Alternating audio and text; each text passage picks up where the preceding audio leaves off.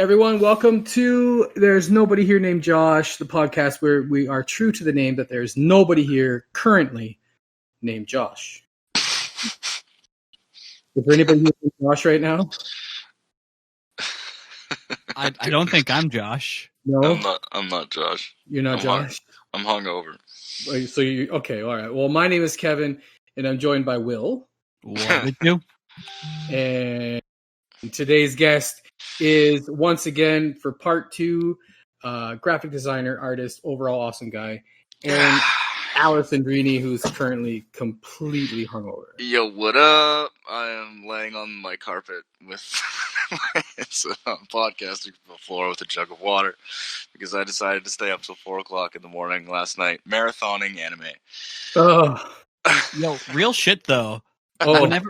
Whenever you feel bad in any way, whether it be physically, emotionally, or mentally, laying down on the floor just has a different energy.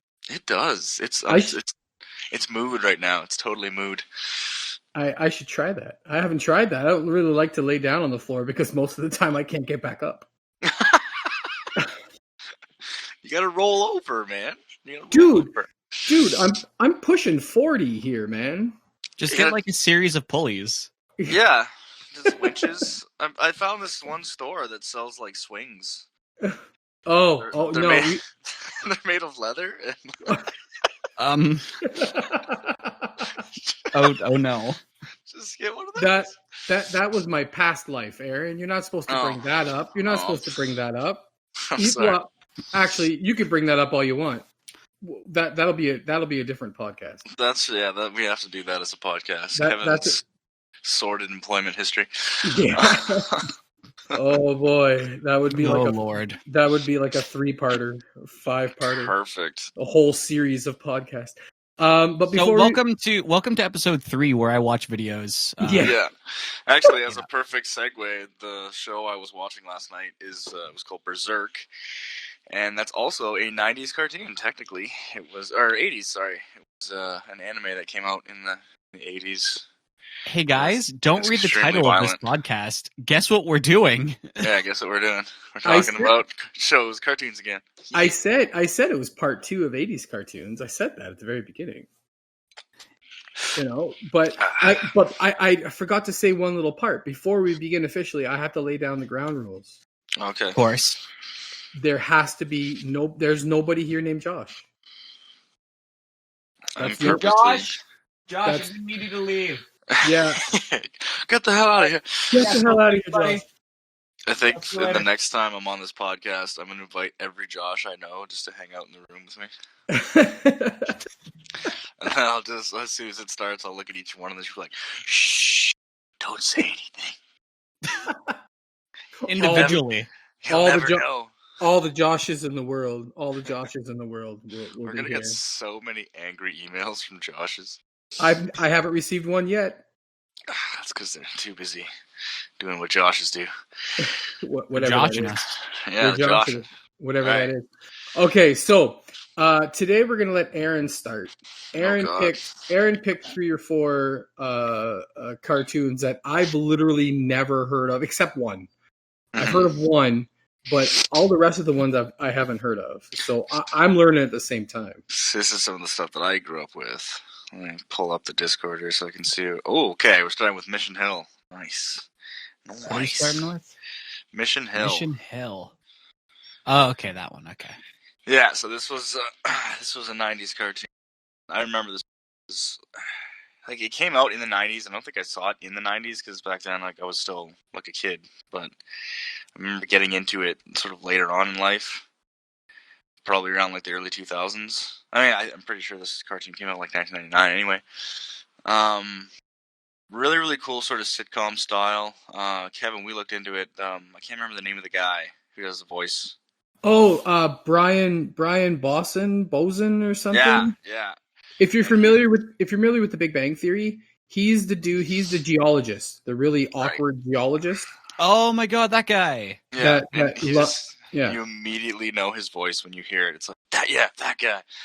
And yeah, so this is actually pretty early in his career, I'm guessing. He's actually a phenomenal stand-up.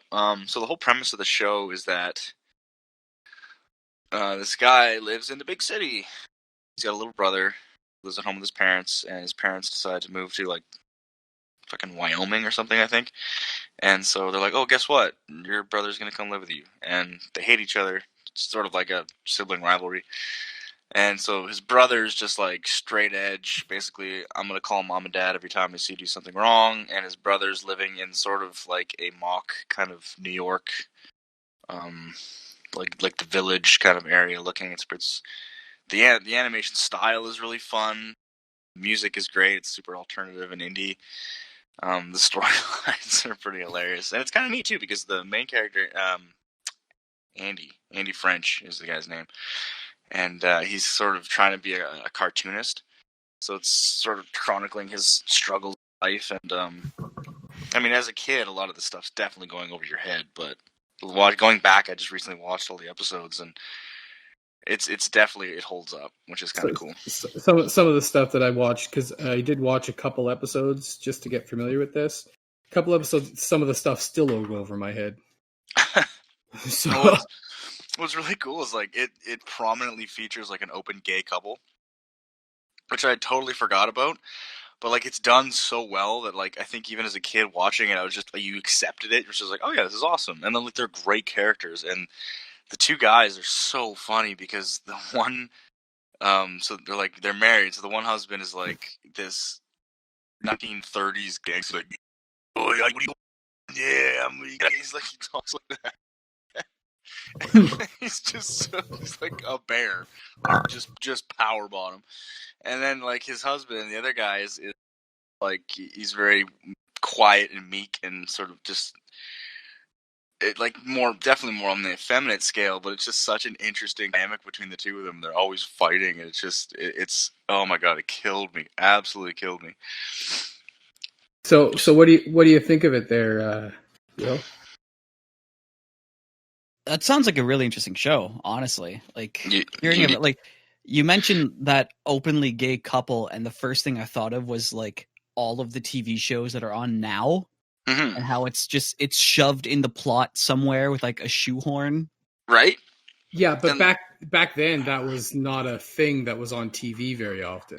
Well, exactly. Oh, yeah. Like, it was really rare to see something like that. And I like how you use the word shoehorn, because a lot of stuff today it's like, oh, hey, by the way, we need you to like this show, so we're going to throw in some gay people, or we want you to like this, so we're going to start changing minorities. With this, like, it worked. Like, it made sense. It didn't take away from the story. It was perfect. Like, it was just done so well, and the characters were so lovable.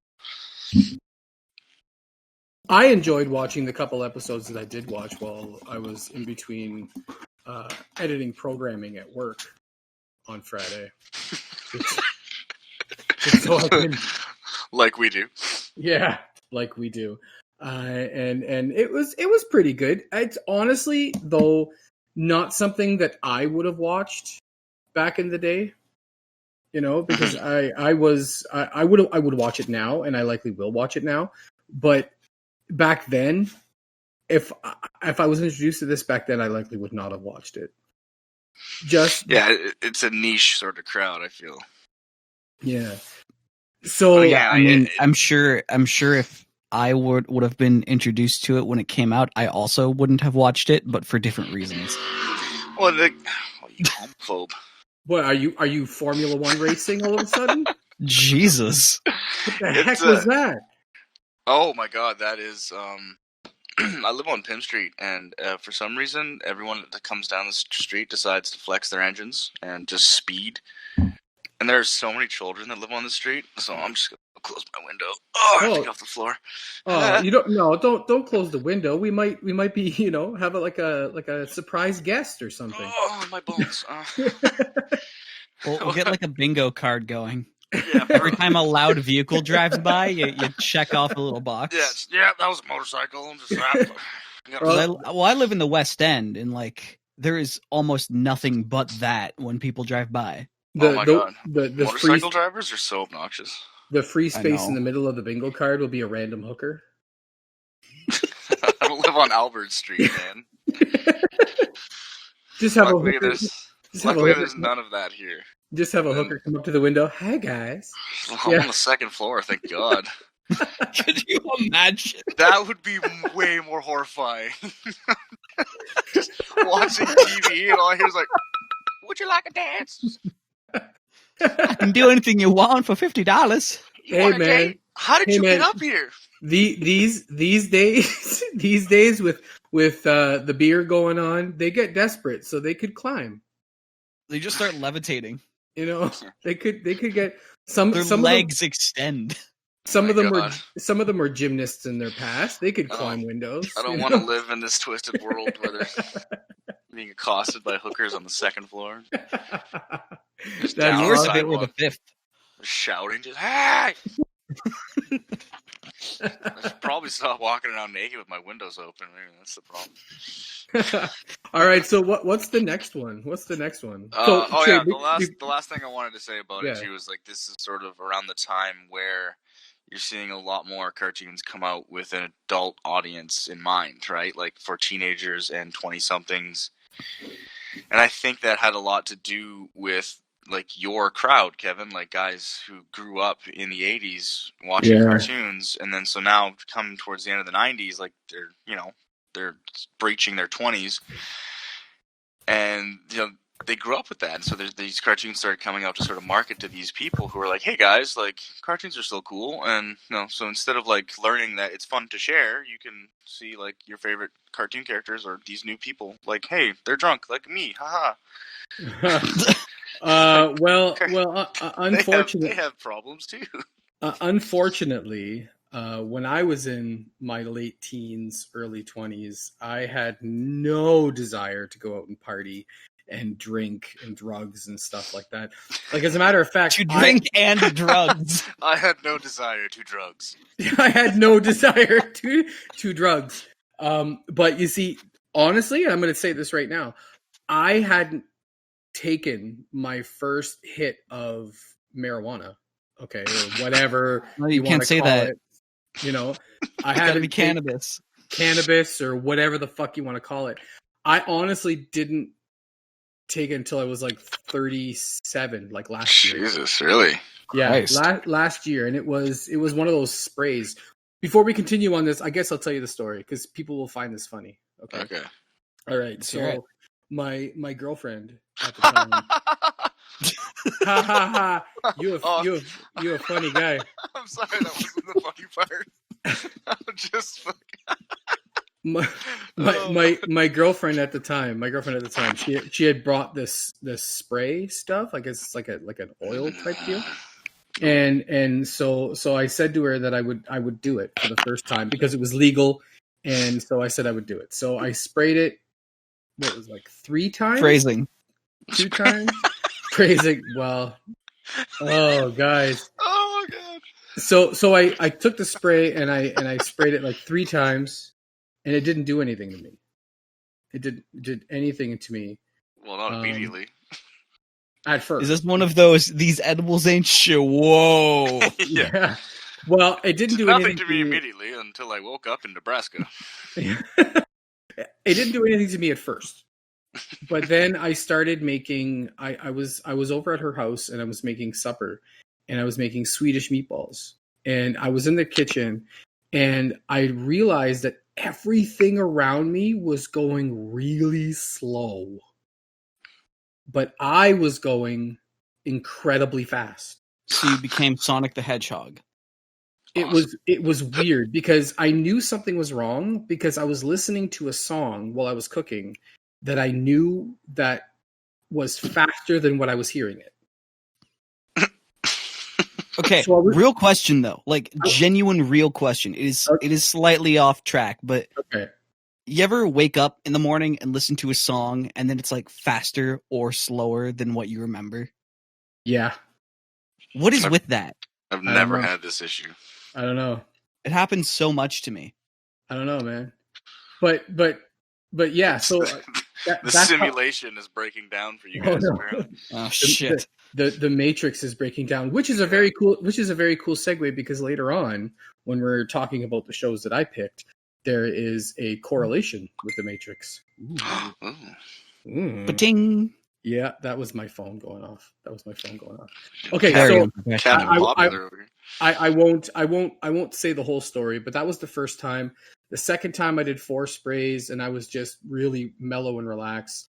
Was it 3? No, 3 sprays I did the second time. Just sprays. The first time I smoked weed, I was in grade 8, man. Yeah, the third time I accidentally did 4 sprays. Oh my god! I thought I did 3, but I did 4. I completely greened out. Yeah. Well, you're getting all high tech with this spraying and stuff. I completely greened out. I remember sitting at her table with my head down and every nerve of my body just going at 100 miles an hour, and it took her and her son to move me from the table to the bed where I laid down for like 2 hours. Man, the first time I had pot was so different to that. This got really sad. Yeah. I know. But that's sidetrack. So what one is? Would you watch the show? Would you watch Mission Hill? Would you watch it? I think I actually would. That looked really interesting. I give it a solid 8.7 out of 10. Out of 10? Okay. Yeah. There wasn't a lot given in the intro, and I kind of like that. Yeah, because it was like a lot of the intros with these are just sort of they detracted from the sort of 80s and early 90s thing, where the intros themselves were like a little bit of an art piece. Like there's one on the list that I'll talk about later where. On my list where the intro isn't even an intro, it's just like a soundbite for like 10 seconds. It's the name of the show and that's it. That's all you get. Well, that's because they were trying to move into more show, less, which I appreciate. Stuff. I definitely appreciate. Right. So what's our next one here? Undergrads? This show is amazing. Speaking of smoking weed and drinking, just general debauchery, this whole show... Wow, what a segue. Yeah. Right? This whole show sort of... so where Mission Hill is sort of past the college experience and into the working world, Undergrads takes place in college, and it's basically about this one guy's college experience. And it's one of these shows where you got like a season out of it, and then that was it, but oh my god, it was just such a fun show. The characters were so completely outlandish, and it really, really captured and kept up that whole sort of Animal House, National Lampoon sort of style of college humor. This was the one that I knew of. So it follows like 5 friends. 4 or 5 friends? 4 friends? I haven't seen it. I think it's 4 of them. Yeah, 4 friends. Yeah. So like these 4 friends who enter into the college experience, oh my god, I'm gonna get harpooned here. I can never remember the names of the characters. Nitz was always one of my favorites. Nitz, Rocco, Cal. Right. I just watched this and I forgot the 4th. I just looked at the intro. Nitz, Rocco, Cal, and Gimpy. Gimpy was hilarious because he ended up going to a different college, so they all got mad at him. But he went to this like tech school, and so he's sort of the nerd. But like he always ends up having his like side adventures, and he's still dealing with the main cast. But he's always talking to them via like internet, like FaceTiming basically on the computer, like a Skype. And so that was his sort of. Hi, I'm still alive, guys. It's telling the future before all this stuff happened. Really, like that was way ahead of its time, which was kind of cool. And oh my god, Rocco was just insane. He was, you had your archetypes, right? Like he was the frat guy, the sort of knucklehead. Nitz, so Nitz is the main character, and he's the unsure himself, kind of trying to find his way guy. Gimpy was the nerdy dude. Cal was the effeminate heartthrob. Hey guys. Yeah. Like all the chicks loved him. They were all over him. It was so funny. I remember one episode it was like they were doing a Quake. For all of you out there who don't know what Quake is. Oh my god, I loved that game. Yeah, so they had challenged to a Quake off a tournament, and Gimpy had to train all the guys. And it got pretty excessive to the point where, like, Cal was losing his mind for a little while, and they found him like in the washroom with his joystick. And it's just like, Cal, what are you doing? I'm mastering my joystick, guy. Hey, man. Just the stupidest dick joke ever, but it was so good. I understand that because I can deal with that because I played Quake a lot. You mastered your joystick? I mastered my joystick. You know, totally mastered my joystick on Quake, no less. So awesome. No comment. Yeah, I played that game a lot, man. My buddy Lyle and I, we would skip school sometimes and just go to the internet cafe. We had, before you were born there, Mr. Will, there was something called an internet cafe. Yeah, can we get those again? Yeah, an internet cafe. Paid to surf the web. You got paid to surf the web. I forget what it was called, but it was in the what's Quattro now. Oh, get out. Yeah, it was in what's Quattro now, the big hotel down there.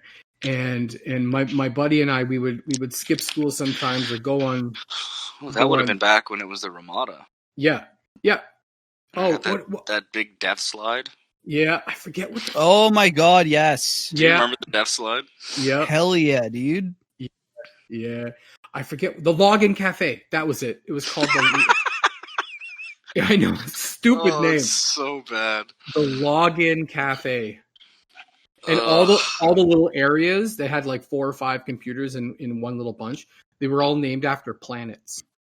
Oh my God. Yeah. And was we would Pluto there? Pluto was there because at the time Pluto was a planet. I feel like they really missed the opportunity to work with like North American sort of Northern Ontario puns to be like, yes, it's the login cabin, and over here we have the wood stove, and just decorate the whole place like a log cabin. Oh, that would have been good. Am I reaching here? A little bit. Yeah. A little bit, but I feel like that would have been better than. Like, you also have to remember this was mid-90s, man. Yeah, so no one had creative thought back then in the 90s. Well, that's not true. At least here in town, maybe. You know, like here in Hicks, Sault Ste. Marie. Ooh, I just revealed where we live. Ooh boy. Oh no. But here in Hicks, Sault Ste. Marie, no one had creative thought like that, man. I don't know. I think this town's got some pretty decently cool stuff. We do now. I like the Northern Breweries stuff back in the 90s. It was pretty cool. Well, that's because it was alcohol. It was beer, right? Yes. But anyways, everything alcohol related is cool. Okay. Correct. But all right, undergrads, amazing show. I definitely give that one a solid 9 out of 10. Yeah. Maybe an 8.8, 8.9. Would you watch this, Will? Because I would. It looks like something I have seen. Well, it's very sort of in a vein, right? Like it's. I think MTV produced it. Mm-hmm. It's not taking any chances really with anything. It's not pushing any boundaries. It's basically just like, here's a funny college experience that we're doing, and it was very sort of 90s alternative. It was fun. It was a lot of the jokes were, some of them were silly, but it was just a fun show to watch. Like every time it was on, it wasn't a show that you wanted to miss, right? Like it's like, oh, Undergrads is on, sick, you know. You didn't skip that when it came on. Unfortunately, my college experience did not look like that. Oh, mine neither. Like I didn't stay in a residency or anything. It's just like I was watching Undergrads before I even went to college, and I was extremely disappointed when I got to college, and it was nothing like Undergrads. Yeah, I think TV just really overhypes that stuff. They have to too. So it's like theirs is a different experience than ours, I think. You guys are gonna love life. Yeah. Never mind. Can you imagine what a Canadian college TV show like that would be? It's just people chugging maple syrup and crying. Pretty much. Wearing plaid and sitting on and toques and sitting on. Everyone has their beard. Sitting on their. Yeah. Skipping class to go fishing. Yeah, and moose hunting. Yeah. The one of my favorite characters was the RA. Don't forget. Sipping Timmy's. That's right, Timmy's. Oh my God, there was this other guy. Okay. his whole character was that he just smoked all the time. Okay. And just Relatable. swore. So, like, that was his major contribution to the show. It was just, like, they'd be all hanging out, and it was... So, Nitz met this girl, and he was friends with her. It was sort of like you're always championing for them to get together, but Nitz is always trying to follow this other girl around, this, like, hot sort of involved with all the campus clubs kind of girl, whereas, like, there's the punk girl that he's hanging out with, and so her friends are all kind of like weirdos, and he's got her one friend. He just looks like the sleaziest dirtbag, and he's always got a cigarette hanging out of his mouth, and she's like, fuck you, man. He just swears all the time. And when they were playing Quake, and they all came in to help at one point, because all the team members died, and it was just Nitz, and so all these guys come in, and he jumps on too, and the whole time he's just swearing his ass off into the headset.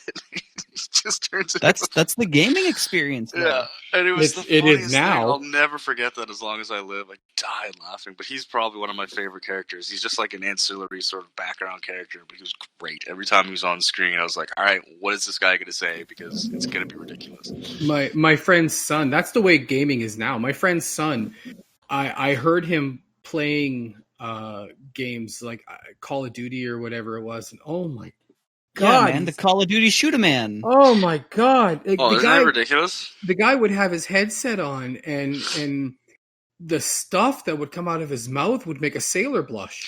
Dude, I was playing VR the other night, and there was like this kid on there, and he must have been like 8, maybe younger than that, like 6 or 7, 6 to 8 in that sort of thing.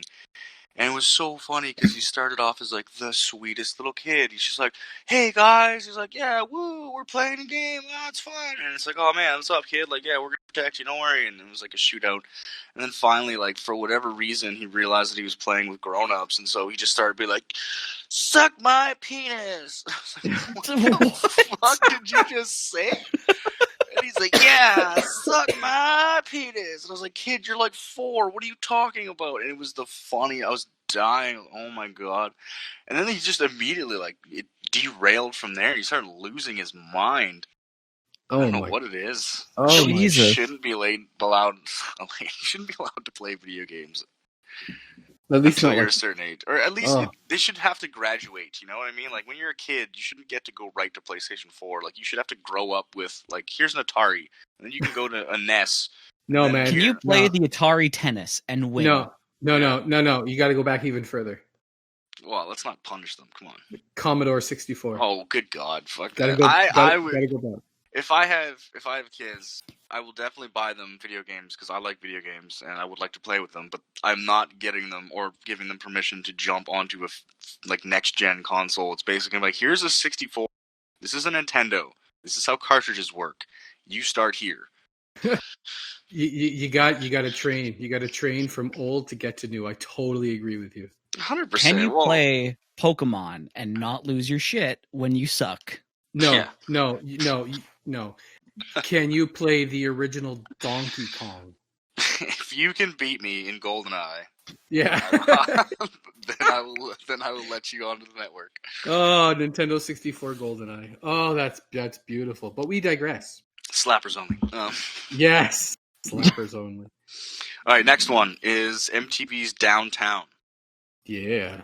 Now this is another one that's sort of. It looks a lot like Gore. Ooh, I've never seen Gore. No, God, I mean like the street. Yeah. Oh man. Yeah. The whole color palette of this show is just depressing. Now this is a full episode because there again. Yeah, there is no real title card for this. It's just like 2 seconds of. It's the title of the show. So this is one that was done by MTV as well, 1999, I believe, and it follows Alex, this guy, and sort of his friends. And then his sister, who's just, for all intents and purposes, she's like a narcissistic psychopath. And like, I understand that they're trying to be funny and like it's a TV show and it's a cartoon and it's like, it's the 90s and like people are crazy. But like his sister is legitimately a psychopath. Like watching that show now as a 30-year-old, I'm like, you should have her committed because the stuff that she does is not fucking normal. And but it's set in New York, and they're all sort of working stiffs, going about their daily life, and it is just sort of like a microcosmic look at life in downtown New York. One of their friends is like a graffiti artist, and One of them works at like a thrift shop. He's a collector of comics and objet d'art and action figures. Again, it's appealing to the nerd culture, which is kind of cool. And you can draw parallels. Like, oh, I get that. I have a bunch of action figures too. Haha, I can relate to this guy. Well, again, I agree with that. You know? Yeah, coming out and seeing that as a kid, it was another one of those things where it's like, oh, is this what life is like as a grown-up? No. Yeah, no. I'm skimming through like that first episode, and like these people have the sharpest noses I've ever seen. Oh my god, I know. The animation style is really interesting. It's sort of, I don't want to use the word janky, but it is very. They play fast and loose with the animation, is what I'm trying to say here, and it works. Like, it works for the show. It's part of the like aesthetic. Purposefully janky but polished. Yeah, it is. It's interesting. It is. It's an art piece in itself. It's not just a show, but like the artist is doing it in their own personal style. And for that, I find the show very adventurous. Like, they're taking risks with their animation style, and I love it. I personally thought it was like visually really, really cool. The storylines were pretty wild. I give this one at least like a 7.8. Well, I'm watching something right now. Like, I started it, and I just saw them playing with action figures of the Spice Girls. Yeah, well, his sister's making fun of him in an episode about how he collects toys, and how he had like a collection of the Spice Girls, and him and his other friend are just admitting to being like, oh, the Spice Girls are great. Like, why wouldn't you have collectible figures of the Spice Girls? Which also dates the show so hard, because you show that to somebody today, like, you know, somebody Will's age or younger, and they're not gonna know what the Spice Girls are. Do you know what the Spice Girls are? I do, actually, though. Do you? Yeah, but that's because you're cool. Wait, I wouldn't go that far. But like, my sister had Spice Girl Barbies, which I tortured. So it's another one of those things where it's like, oh, in that age bracket, a lot of people, like, they did their research, they did a really good job of appealing to their, that's the term I was looking for. They appealed to their audience successfully. Yeah, I agree. I would watch these ones. I would watch this. And like, Downtown was really, like, I think that was on like Teletoon at night, maybe. Because like, I didn't have MTV, man. Like, I gotta give a good big shout out to Teletoon, because that was the only reason I saw half of these. Man, Teletoon knows what's up.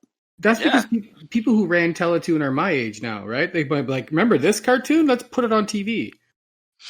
You know, well, like, I watched a lot of this stuff when I was the mid 2000s. I think like I was first couple years of high school, I think, is when I got into a lot of these shows.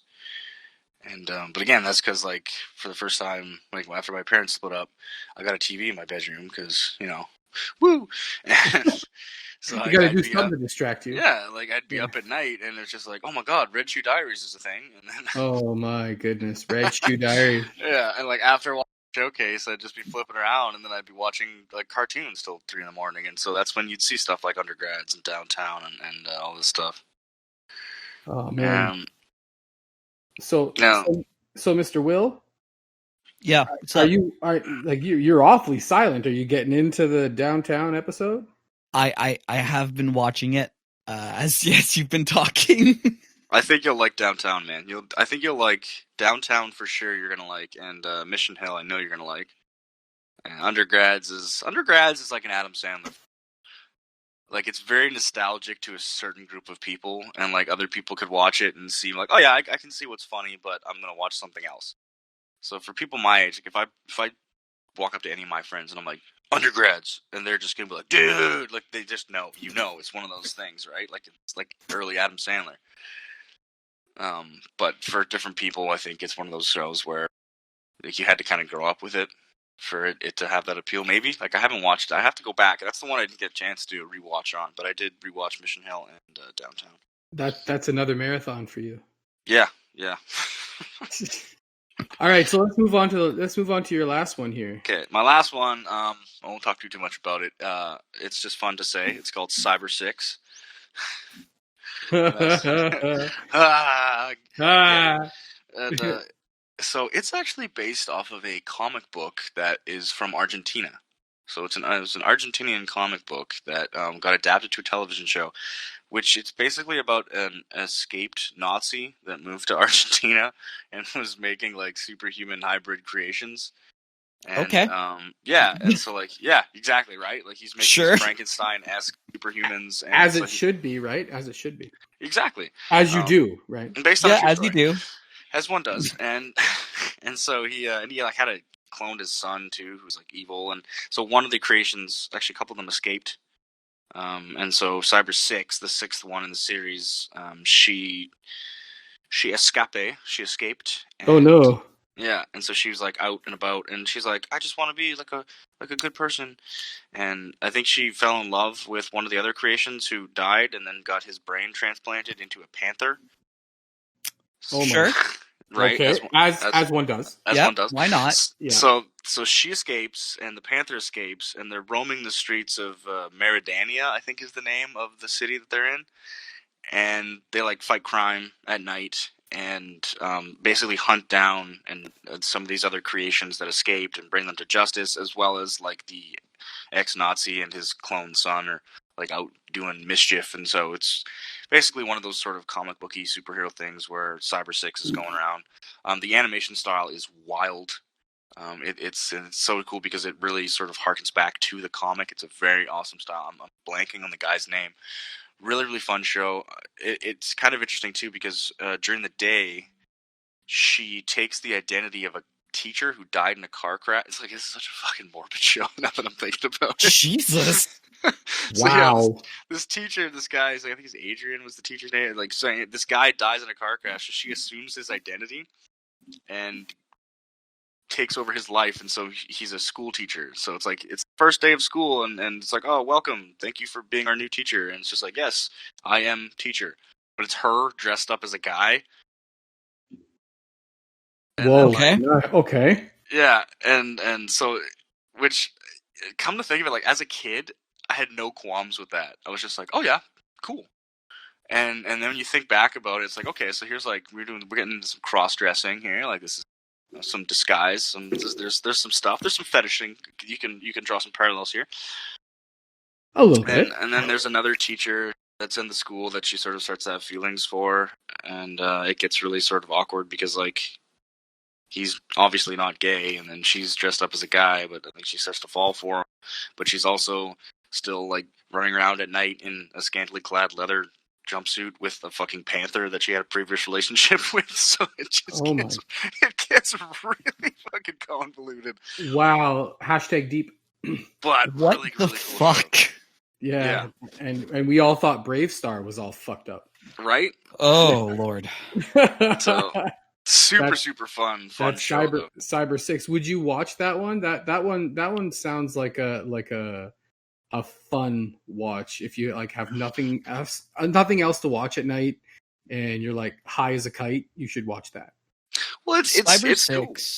Seems like something like I don't even need to be high to watch it. Like it seems like one of those things. Like I'm up at 2 a.m. I will watch that because it's 2 a.m. Mm-hmm.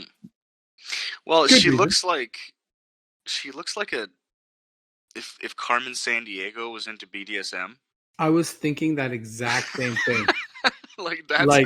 That's her outfit, and it's so goddamn funny because like she'll be fighting something, or like they'll be like, oh, while I'm tracking down these like genetic freaks, there's a mugger. I better stop this mugging. And then some guy's like, oh, look at this, it's some chick in the alley in the nighttime. And then a panther comes out of nowhere, mauls the guy.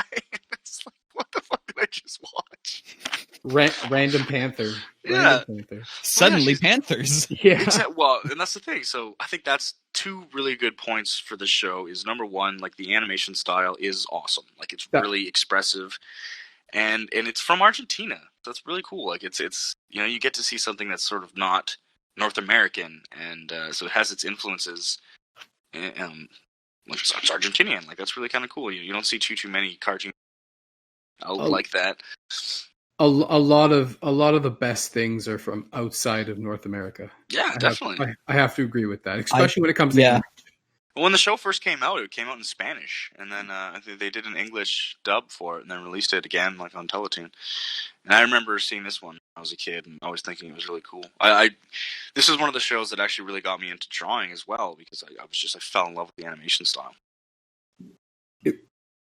That looks really, really cool. I think I really want to watch that one. Yeah, I think I'm going to do a rewatch on Cyber 6. Yeah, and I haven't seen it in a long time, so I can't give you an accurate rating, but on the fact that she fights crime with a panther and looks like she takes an occasional whipping, I'm going to have to give this a 7.2. That was a nice little segue out. That was my that was my band name in high school. Casual whipping? No, wow. that was my nickname, but all right. Sure. Oh, I'm gonna die. Oh God. Hi everyone, we're Casual Whipping. Oh man, I'm stealing that. I'm gonna make a band for ourselves, Casual Whipping. Casual Whipping. Yeah. All right, so Will, would you watch this one? 100%. Awesome. Easy. Are you going to watch this one? If I can remember the name of it at 2 a.m. Well, we've got the Discords. The Discord's right here. You can always log on to the Discord and see all of them. Before we go into mine, which are not anywhere close as deep as Aaron's is. Oh God, I'm looking at your list and nowhere close. Like not even in the same realm. We just went. Okay, we're going from the dark recesses of the cartoon world to like the sunny day at a. My brain's not working right now. Up Park. Toontown. We're Toontown. We're like Toontown, like happy-go-lucky, except maybe one where it's Toontown, where it's probably just a drug-filled acid trip. So it sounds to me like we're going from Bellevue at night to Bellevue at day. Probably. Oh, okay, but before I go into this, I forgot to say this at the beginning, and it just popped into my head. All the links that we're looking at right here on our Discord, even though you can't see it, all the links, just like last time, will be on all our social media stuff. So as we're watching it, as we're talking about it, you can go and you can find them and play along. And comment, like, and smash that subscribe button. Yes. Smash that like button. Be sure to hit that notification bell, guys. Be part of the notification squad. And with that, once you've liked and subscribed and commented, let's move on. Beautiful. Tell us your Panther stories. Have you ever been whipped? If you're into Carmen Sandiego BDSM, what was college like for you? Oh my God, yes. Please tell us your college stories. Have you seen these shows? What would you say? And have you had Cyber 6? Ooh, I like that one. Ooh, that was a very good one. Now my first one, okay, is up at the very top. We're not gonna go in order that they're here, but we're gonna talk about all four of them. Okay. The very first one is called.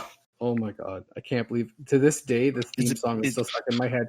It's called Denver the Last Dinosaur. Denver the Last Okay, I'm looking at the thumbnail alone. Denver the Last Dinosaur.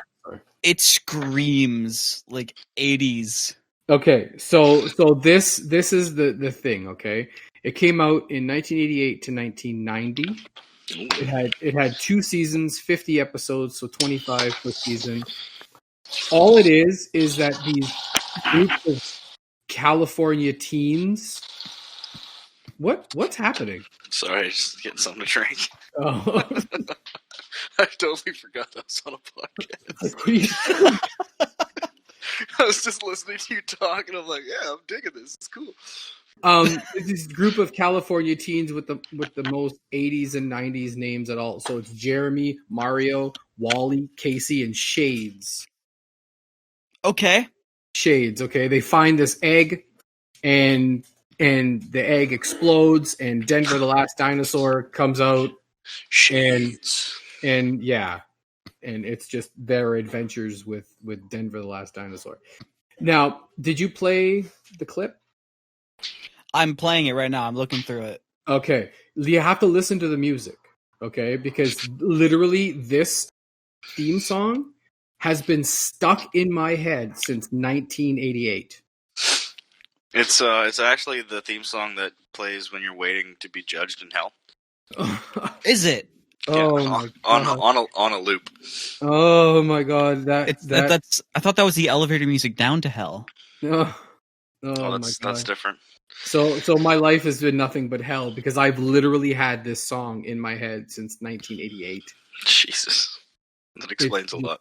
Yeah, man. Oh, it was just. Bad. You know what? It does actually. It does. So that was pretty much it. That's Denver the Last Dinosaur. It's a dinosaur that talks and has an really like wears big sunglasses and likes to play guitar. As dinosaurs do. As dinosaurs do, right? We don't know if dinosaurs did that or not in the ancient times. Okay, like I want to know how. So what? This takes place in the 80s. These kids didn't time travel. Nope. They just find a dinosaur egg at like a construction site or something. But they name drop. They name drop the La Brea Tar Pits. Okay, so they're in California, the home of the La Brea Tar Pits. They go and this dude Jeremy is prepping for a test. They visit the La Brea Tar Pits and they fall down a pit. They fall down a fence and they fall into a pit. So we've got child endangerment, right? Yeah, and right off the bat. And bullying. Because they go to the museum, they have a gang of bullies, they hide from the bullies, they fall down this pit, and they find Let me guess, they made fun of one of them for wearing sunglasses. Probably. I don't remember. I can't tell you who, but I think we can all guess. Yeah. Do you think it was Mario? I think it was Mario. It was Mario, yeah. I knew it. Yeah, so they fall down this pit, they find an egg, the egg explodes. As an egg left does. in the microwave for too long. Yeah. And this friendly green dinosaur comes out who understands English for some reason. Oh no, please don't tell me he comes out. He's just like, hey guys. No, he doesn't actually speak. He actually just makes weird noises, but he understands English. He understands English. Yeah. Okay, so he talks like a deaf guy. Right. Yeah. Hi, have you seen my baseball? Yeah. Oh my god. But hey, you know. Demonetized. We were getting paid for this to begin with. Well, not now. Not YouTube. Yeah. We're fine. After Kevin's rampage against the deaf. It wasn't a rampage. Hey, that wasn't Denver, a rampage. Denver, the deaf dinosaur. Oh my god. Hey guys. Why can't dinosaurs talk? I don't know. Because they're all dead. Oh man. I have a plethora of crappy jokes like that. We're good. Now I'm just sad. Oh man. So that was it. That was Denver the Last Dinosaur. And okay. which is coincidentally the exact same thing the executive said in the pitch meeting for that show. That's it. That's Denver the Dinosaur. The kids, they find him, he blows up, then he comes out and he teaches them how to love. And they go on adventures, and the one kid's got glasses because of his glaucoma, and the rest of them dinosaur feels bad for him, so he also wears glasses. The rest of them are offensive stereotypes, and then That's pretty much exactly what happened, man. That's pretty much it. Okay. We'll make the dinosaur cool, we give him a skateboard. I like his little mohawk, though. I think that's cool. So, would you watch that, Will? Fuck no. Aaron? I don't think I would. Not that one. No? That ain't it, Chief. Maybe if I needed to keep a 5-year-old occupied for half an hour, yes. 100% that. Or if I was really high on acid. Oh man. Okay, so the next one. Actually, I'm adding that to my bucket list. Watch Denver the Last Dinosaur on acid. when you do that, we have to do another episode of this podcast. We'll set a camera. If you do it on the podcast, it's screaming for an hour. Yeah. Just horrified screams. Rubbing your face against the TV. Yes.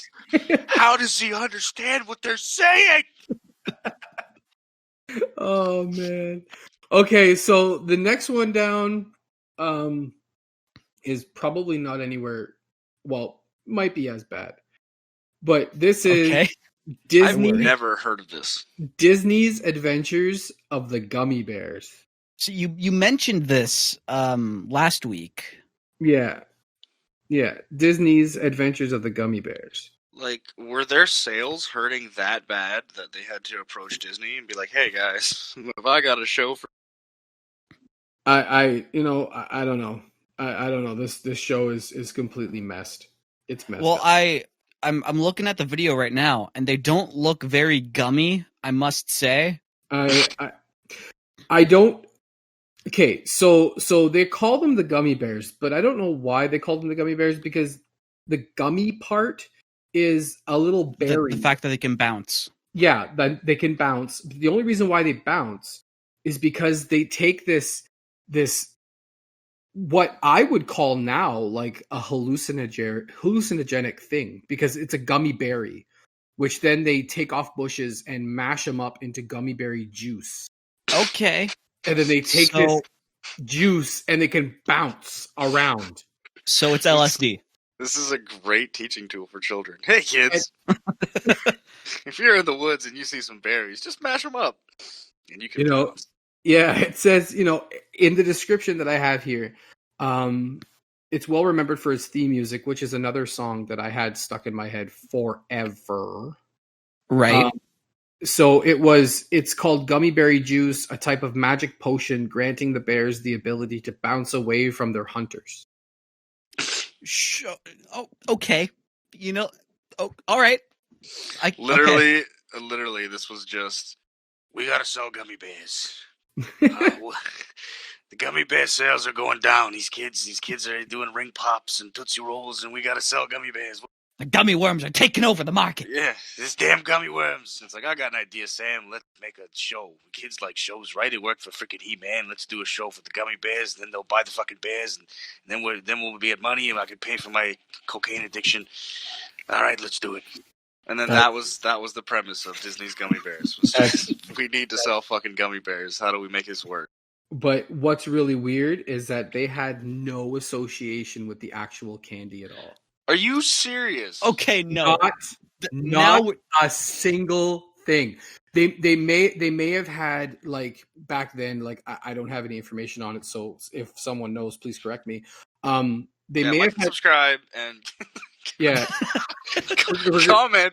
We're gonna go back. Yeah. Leave a 5-star rating. Yeah, about the gummy bears.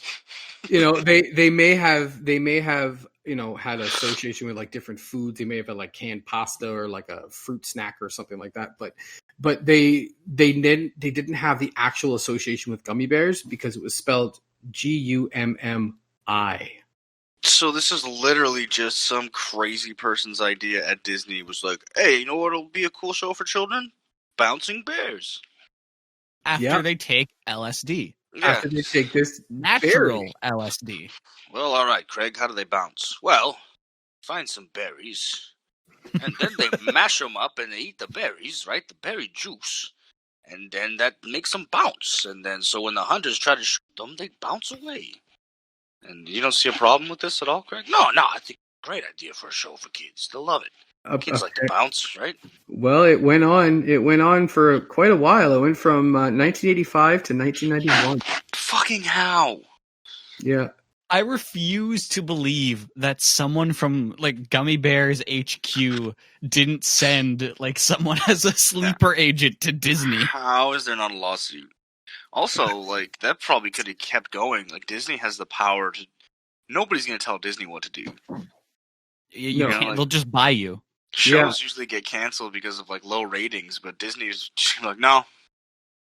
Here's an extra $40 million. We'll just keep playing it.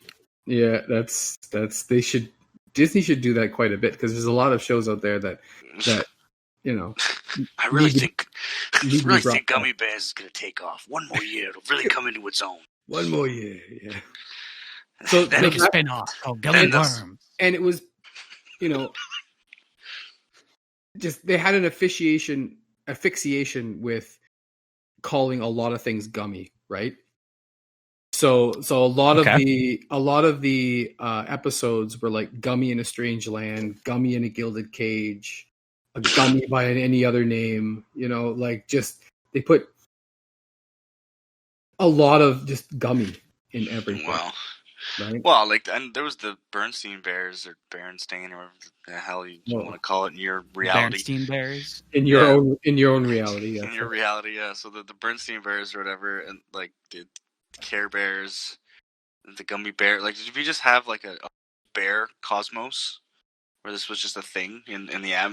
Everything was bear related. Mm-hmm. Yeah, now weird phases, right? We had dinosaur phases, and space cowboys, and anthropomorphic horses, and that's right. Evil cheese. I actually got a couple people who gave me feedback on when we were talking about Tex-Hex. Tex-Mex, like a bag of evil assorted cheeses. Evil assorted cheese. I love that. I'm definitely gonna draw him. He needs to be created. Oh my god, please do. Please do that. I look forward to it. You send me that. We'll put it on our social media. And his whole thing is he wants to make best nachos in the galaxy, but to do so he needs a special ingredient, and that ingredient is babies.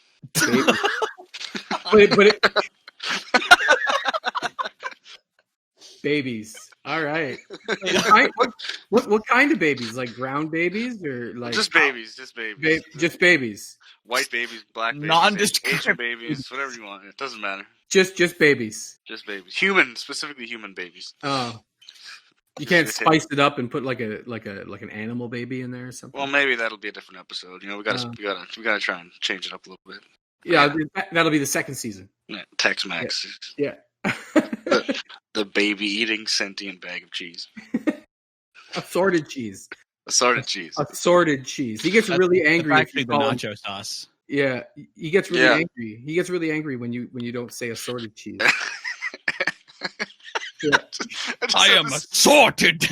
I just had this image in my head where he's got goons and there's just two chili, the jalapeno pepper men. Oh my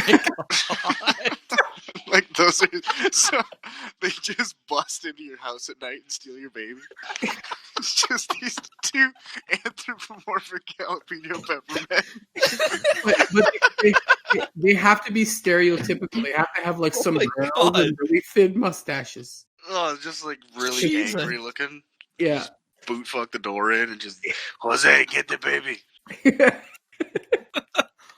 Then it's just what are you doing at my house? And the one you just squeeze himself and hot pepper juice gets the dad in the eyes. Right out the tip of the bottom, right? So we've just made a better cartoon than Disney's Gummy Bears. Every time this happens, the police chief comes in. Shit, boys! It looks like we got another jalapeno case. Yeah, not again. I guess not again. It'd be like, and we can never catch them. Yeah, they're just too hot for us. Yeah, I'm getting too old for this. It's just this grizzled old police officer, right?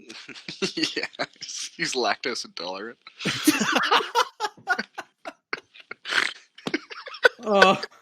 Oh man,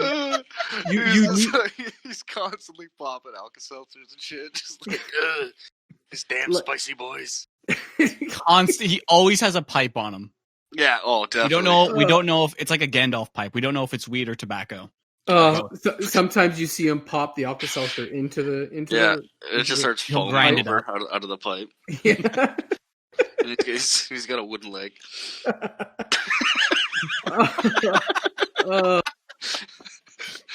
Aaron, that doesn't have a set topic. We really went off the rails. Wow. Yeah. Wow. Way off the rails on this one. You need to draw that up. I do. I'm gonna do. All right, Kevin, bring us home. Bring us back. What are we doing? Well, okay, we'll bring it back. All right, we'll bring it back. Back. All right, so we're gonna stay on the Disney route right now. Okay? Speaking of wooden legs. We're gonna skip over the one underneath the gummy bears because we're gonna leave that one for last. Oh, okay. So never mind then. Don't forget the wooden leg thing.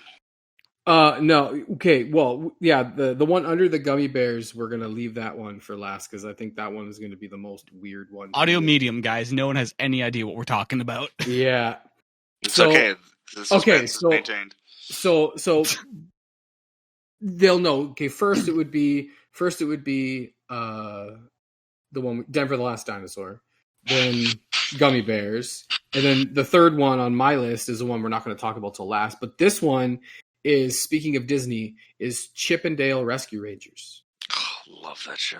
We talked about that last episode, didn't we? We did a little bit. Mentioned it, yeah. Yeah, Chip and Dale Rescue Rangers, and this was a great show. It was a legit good. It was fun. It was fun thing, you know. It ran from 1989 to like 1990. Wow, really? Eh? Yeah. So it was, yeah. I like how the Chip and Dale, they fought like an old married couple. And it was 3 seasons. It was 3 seasons Really? in 1 year. Yeah. Wow. 1 year. I feel 3 like seasons. this would be like Alvin and Simon if they didn't have their Theodore brother. Mm-hmm. Well, yeah. They're chipmunks too, right? No. Yeah. Yeah. Are they chipmunks or are they squirrels? I think they're chipmunks. They're chipmunks. They look chipmunky to me. What the fuck is a chipmunk? That's just the weirdest word. It really is. It is a weird word. So pretty much what Chip and Dale is, like, the Chip is the one with the fedora, and The Dale Indiana is the Jones character. The Indiana Jones character, and Dale is the one that's dressed as Magnum PI. Wasn't there like a sexy one too? Yeah, there was Right. I guess if you Is there something you want to tell us, Aaron? if Yeah. you like that kind of thing, my awakening. as we do. So there's Chip and Dale, who are the Rescue Rangers, and then they had the token female, who was named Gadget. Well, she was. Let's be fair. She was pretty dope, right? Like she was. Right. Yeah, not just because that she was drawn. Disney always gives their females the dump truck ass, but she was like an engineer, right? Like she could. Like, she was super smart. She fixed all kinds of stuff. I think that was definitely a positive model for kids, right? She's cool. I always thought she was cool as hell. That is a very good role model. Like I've seen a lot of people cosplay as Gadget, No. right? I've seen a lot of good, a lot of people role play as that. I think we've just confirmed that Aaron's actually a furry. Aaron, are you a furry? Well, no. But I can appreciate the sentiment. What would it be if like I just went to a furry con as a person? It was just like, I would like to fuck a dog. Arrested. Oh, perfect. I mean, because like, I guess that did just kick me out. They'd be like, "You're a freak," and I'd be like, "Well, I'm not the one dressed up like a duck." So, well, there's a difference between dressing up as a duck and wanting to put your dick in it. Well, that's what they do. They you know what I mean? All these furries dress up like animals. Well, like, if you want to take it to like a serious point, though, I actually have a friend who is a furry, and like, there is so much about that community that I didn't know about. I always thought it was what you were saying, people dressing up as like ducks and fucking Well, it's each like other. their fursona or whatever. Yeah, but like, not everyone has those, and it's not always sexual. That's true. That's fair. Yeah, I'm sure there's degrees, right? Like there are people who just enjoy it for the fun and whatever, and then I'm sure there's the people who are like, I am a koala in leather. Please put that in my butt.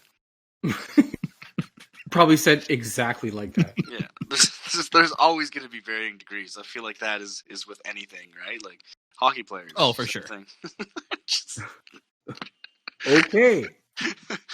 All right. So don't know that hockey stick goes. Oh boy, in my butt.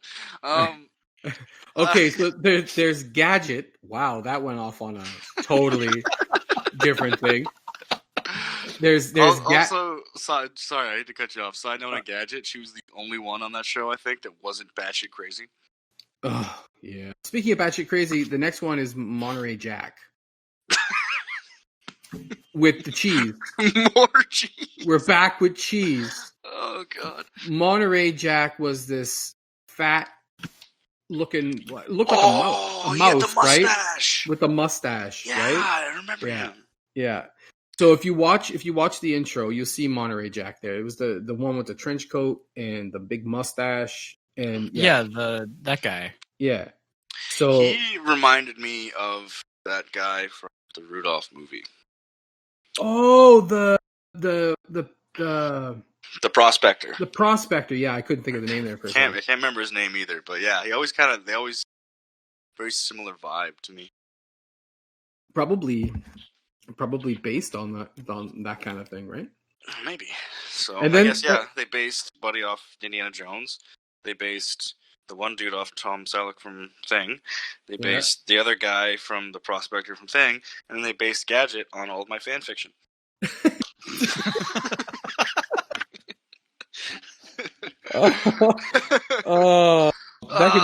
That could be a whole new podcast all in itself. Oh man, that was a long payoff for that one. The last one is a fly. Oh my God, that is right. I remember the fly. Zipper. That is awesome. That's not his name. No. Zipper. It's not allowed. Yeah, it's Zipper the fly. Zipper. You can't have that. That's weird. I don't know how I feel about that. I'm going to look him up right now. Yeah, look him up. Zipper the fly. Oh, didn't he have like a really weird voice? Like, me. Yeah. Oh, going back to Gadget for a second. Yeah, let's see that. Gadget had a last name. Did she? Yeah. Was it Alessandrini? Hack Wrench. Gadget Hack Wrench? Hack Wrench, yeah. HACK Wrench. Hack Wrench, yeah. Exactly how you think it would be. Oh, Zipper's so cute. Look at him. Yeah. He's kind of adorable, actually. He's like the happiest looking little dude. Oh man. I just read some. Oh my, Aaron, you're about to move to Russia. Why? Because in Russia, Gadget is so popular there. I can't believe I'm about to say this. Gadget is so popular in Russia that there is a religion based on the character. Bring it to Canada right now. Yeah. I'm gonna open up the church of Gadget Hack Wrench. You're moving. You're moving. I'll just open up a division here. Let's do it. I know. I've seen cosplay, and okay. I did not need to see that. What? Oh no! I just looked. I was just looking up the characters, and there's just like gifs that don't need to be gifs. Yeah. So wow, there's somebody full on like furry cosplaying with like a giant sort of foam core head, and that's horrifying. I'm not gonna be able to unsee that. What? Oh my god! Oh god! Oh yeah, I'm gonna copy it. I'm gonna save it, and I'm gonna send it to Discord. Just so do it, so we can bask in the glory. Yeah, like there's some still frames here, and she's just too sassy for her own good. I'm telling you right now. Well, again, this is a not safe for work podcast, man. Ew, so like why? Anything goes. There's fan art of her that's like excessively pregnant. Yep. I'm not surprised. Not surprised at all. I found this wonderful thing here. It's sending.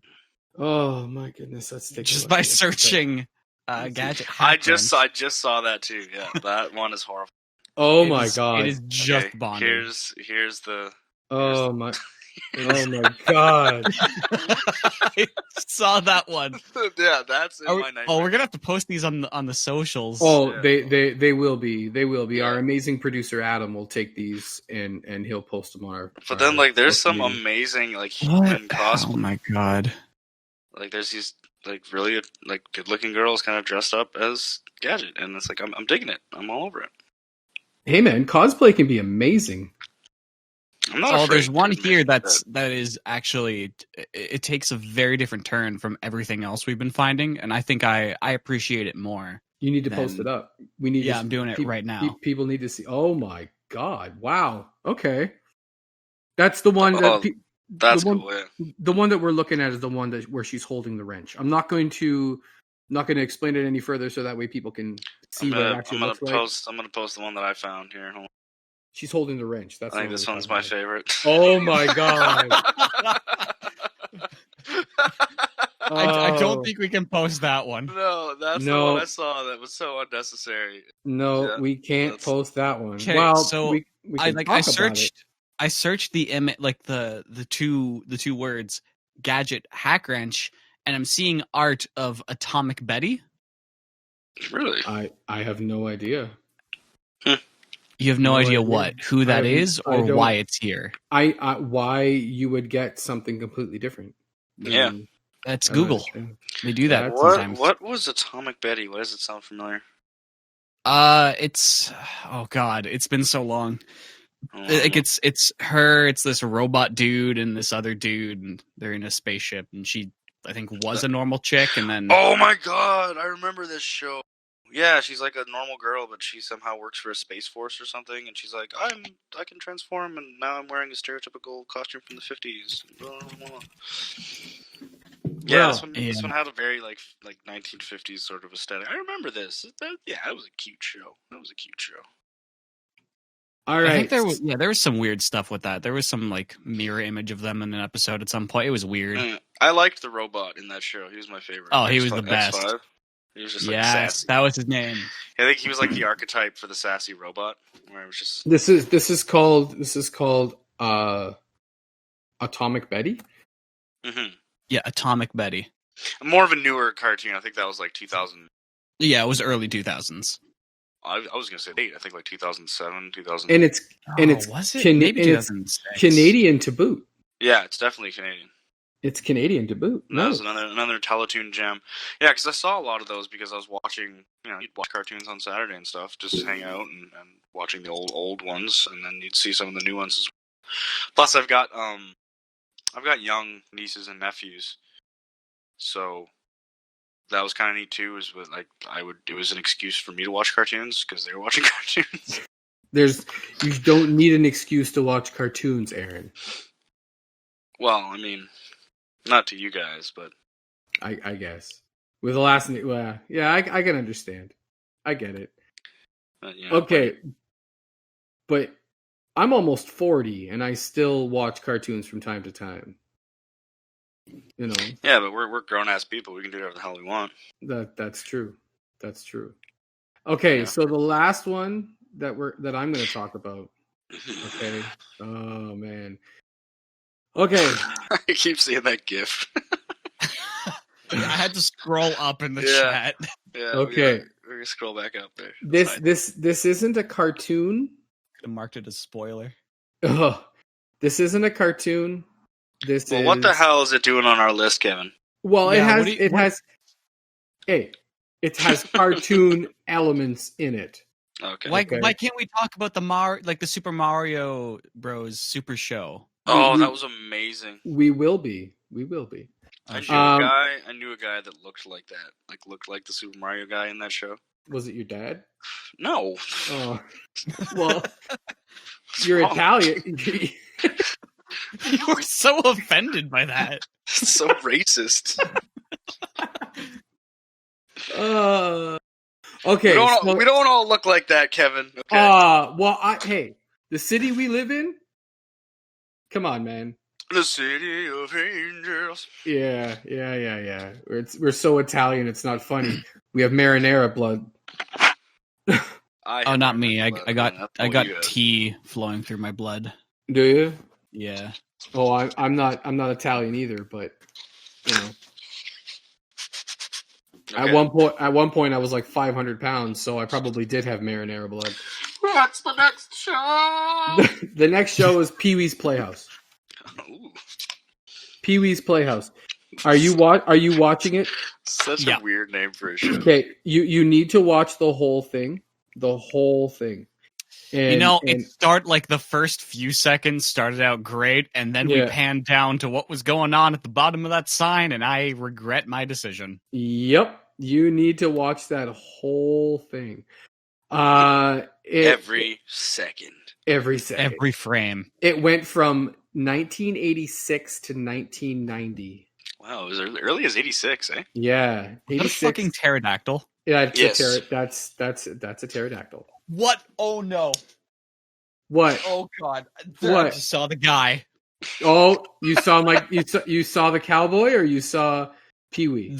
I think it was Pee-wee. Was the gray suit.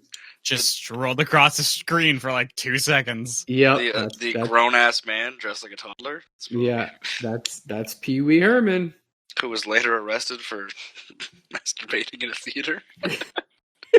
Yep. Yep. Wasn't it a porno theater? It was a porno theater. Yeah, it was. Yeah. So, which is weird.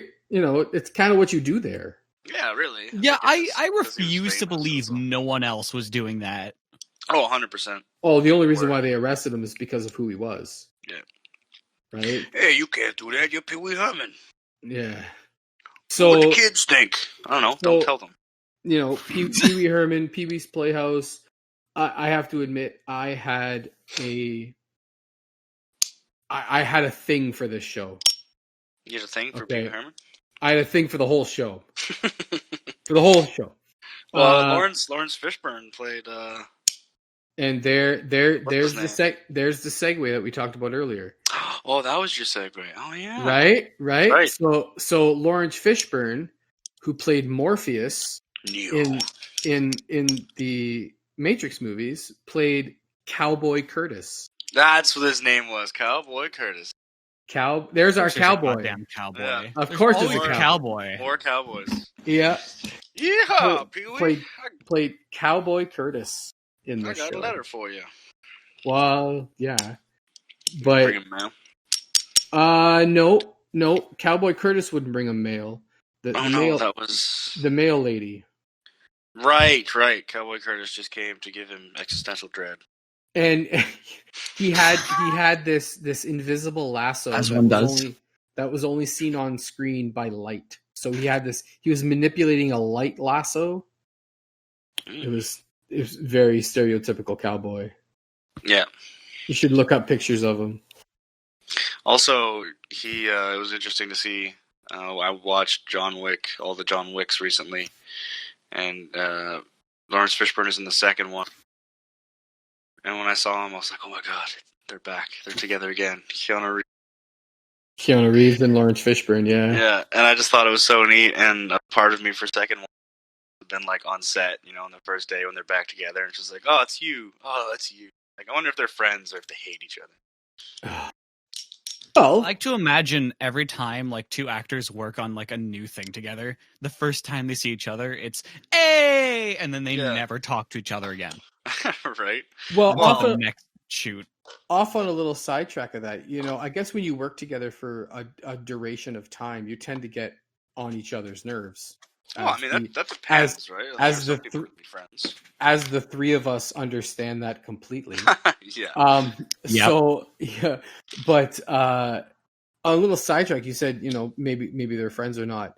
The Mythbusters, I found this out the other day. Hated each other. The Mythbusters hated each other. Yeah.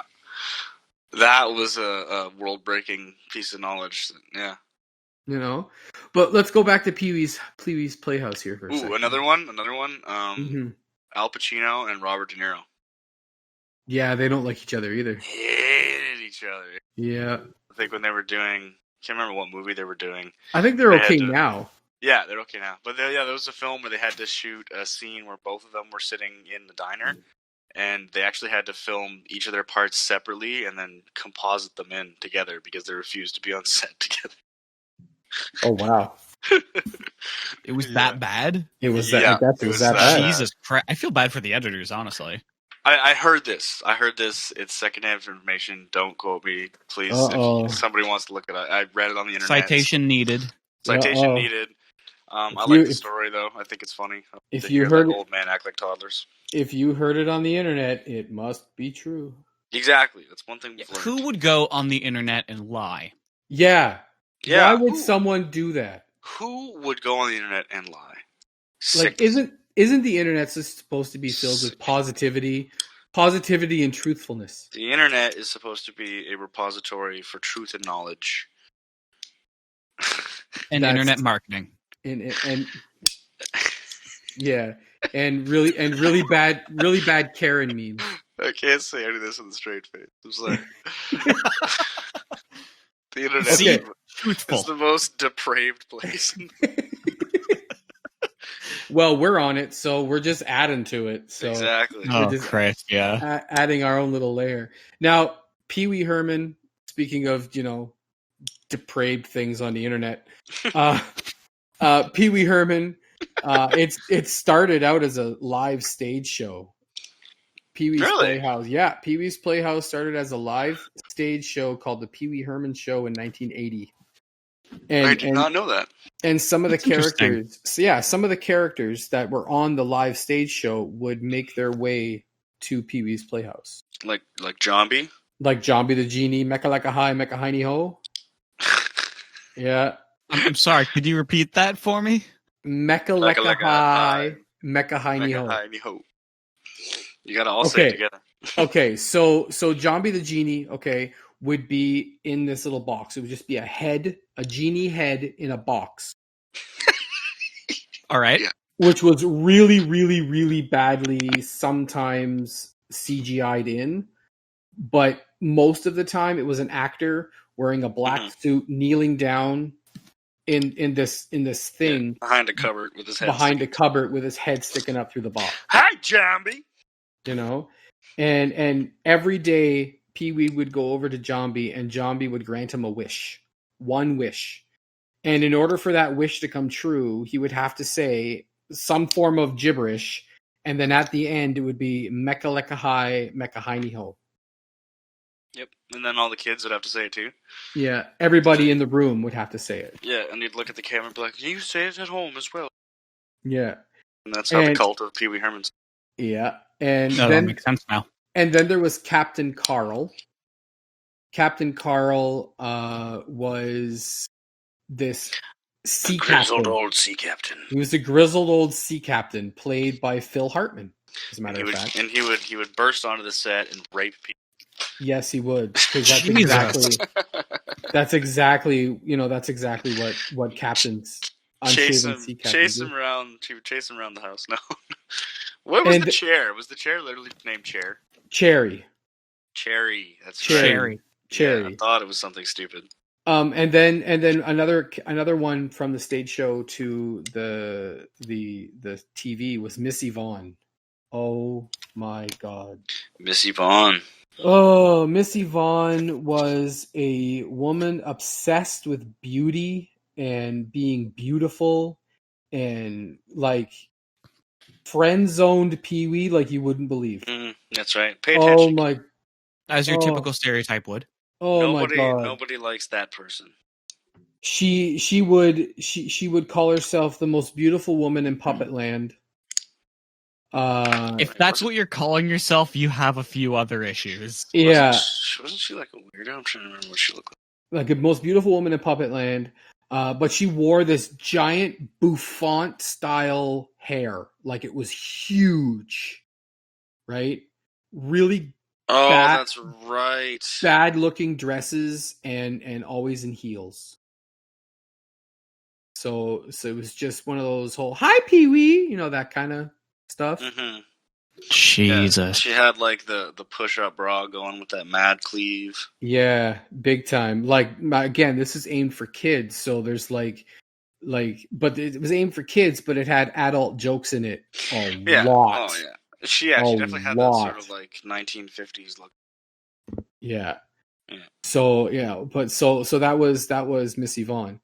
Holy shit! Cowboy Curtis had a filthy. Yeah, he had a Jerry curl mullet under a cowboy hat. A Jerry curl mullet. That is a power. That is a bold statement. Yeah. Are you looking up any of this, or are you just listening to us there? I'm just listening. I'm too scared to look it up, I'll be honest. You gotta look it up. You gotta look it up, man. Oh God. Hold on. I got a photo of Cowboy Curtis I'm gonna put in the Discord. Oh my God, more photos. This is my favorite photo of Cowboy Curtis.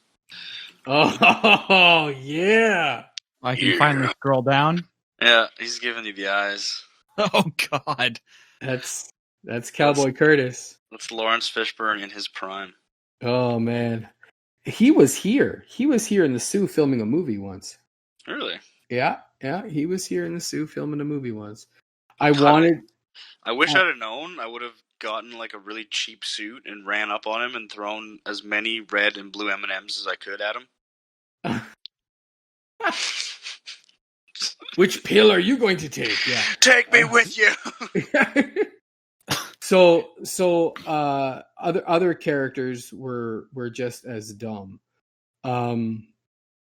There was Mrs. Steve, Mrs. Steve, who was a larger woman, but she was always eating, like she was very stereotypical, like this big, large woman in a muumuu all the time.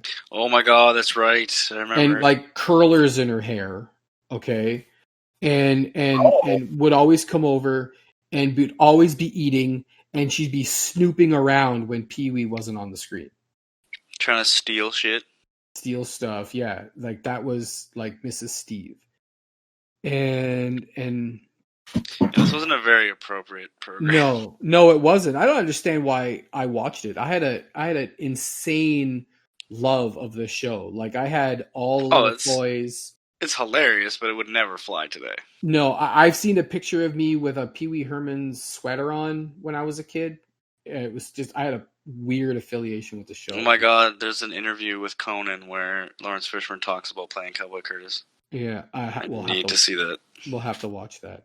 And I guess some of the other characters were really weird. They're like anthropomorphic house appliances. Yeah. Yes. Okay. Like basically everything in the house was alive. It was a nightmare.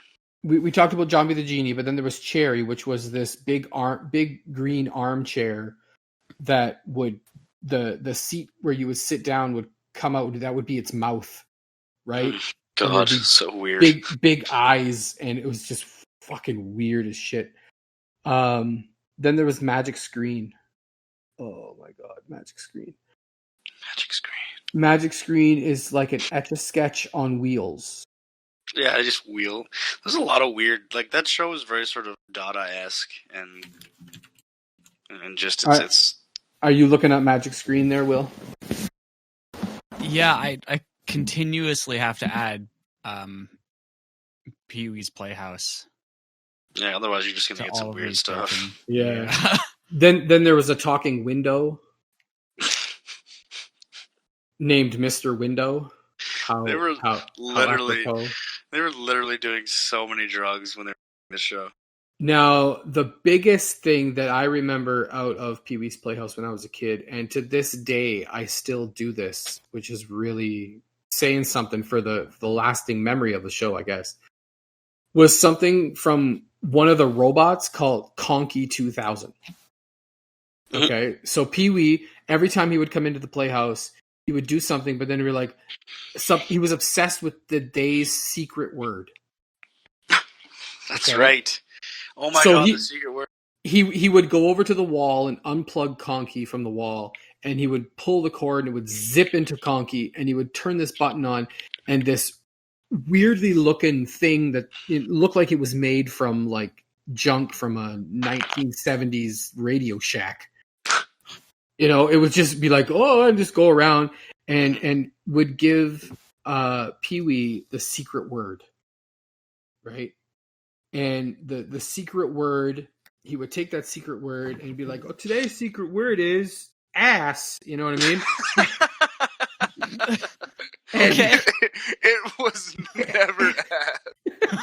I feel like I'd enjoy the show way more if it was just like horrible words, because what was the point? Like, so if someone said it, like, and whenever someone would say the secret word, they would have to scream really loud. Yeah, so imagine that comes up in conversation.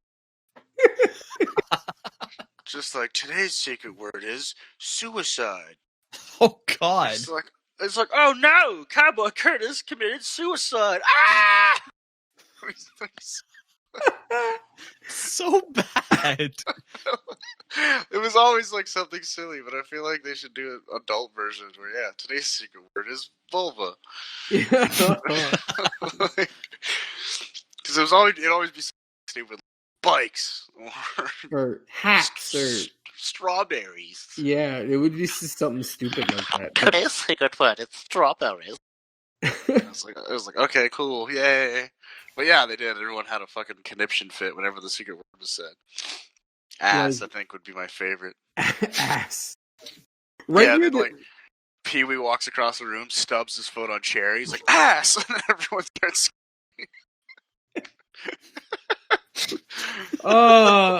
you're so quiet there, Will. Are you like traumatized by this? I'm looking up some of these things you guys are saying, and I immediately regret it, as I feared. You ever see Clockwork Orange, Will? Oh, I don't think I have. Okay, well, that's the easiest one to thing. But there's like these little things that they put in your eyeballs to keep your eyelids open.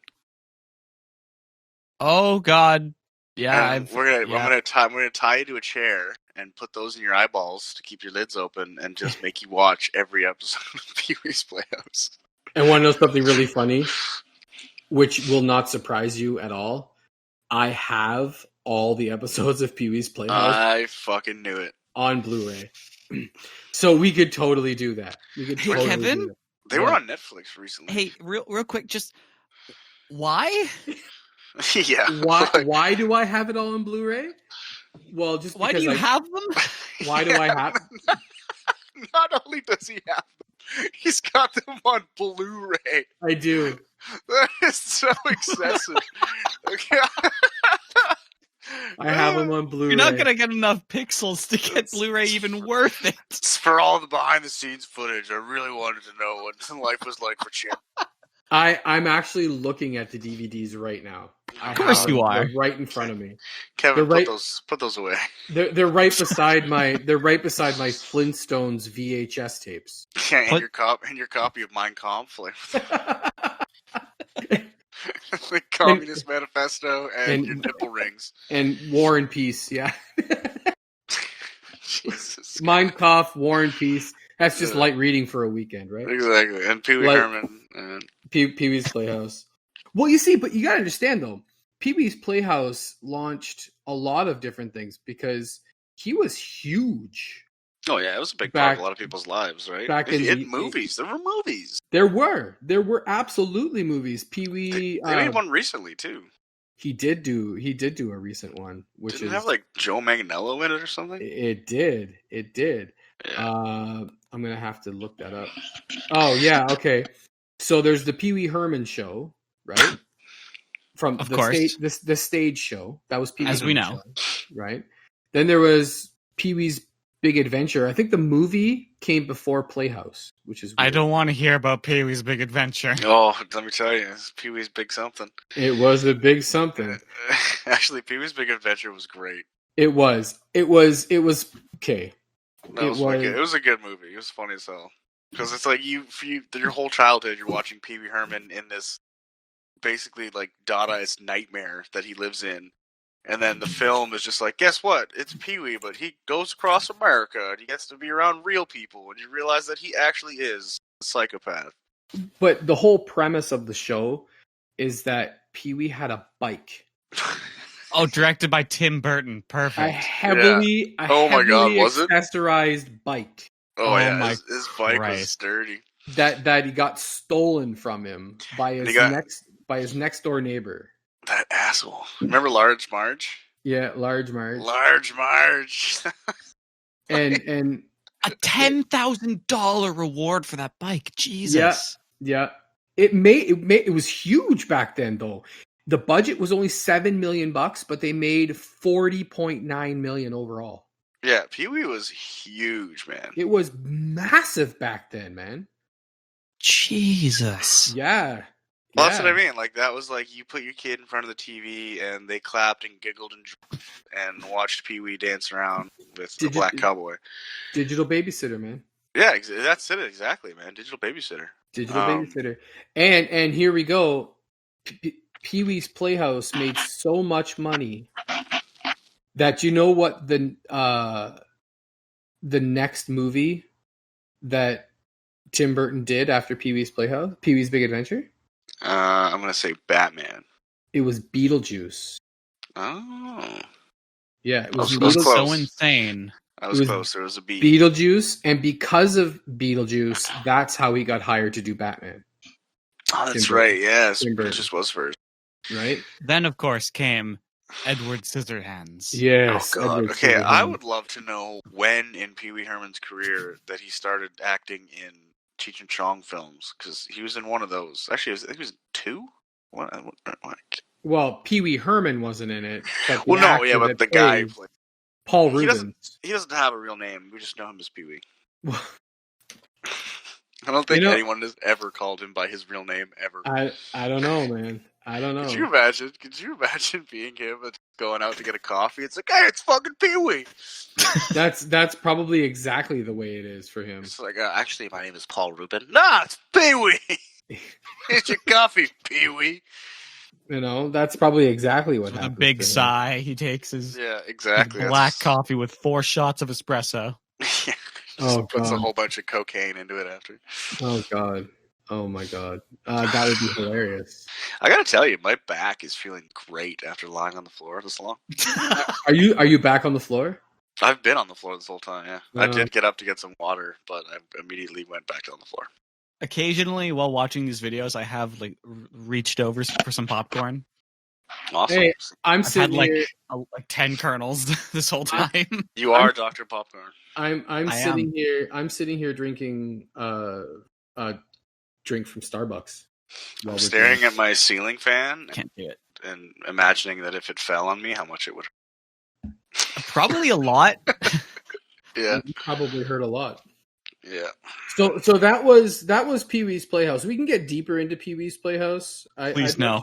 I'd much rather not, because I think I think into Pee Wee's basement. Oh Christ. That's where I want to know what's going on down there. That's where he keeps all the furniture that talks back. Oh God. Oh my God. He's got a racist desk. Karen, the coffee table. Yeah. Oh my. He's got a suicidal bar stool. Oh Christ. Fitting. A lamp that thinks it's Hitler.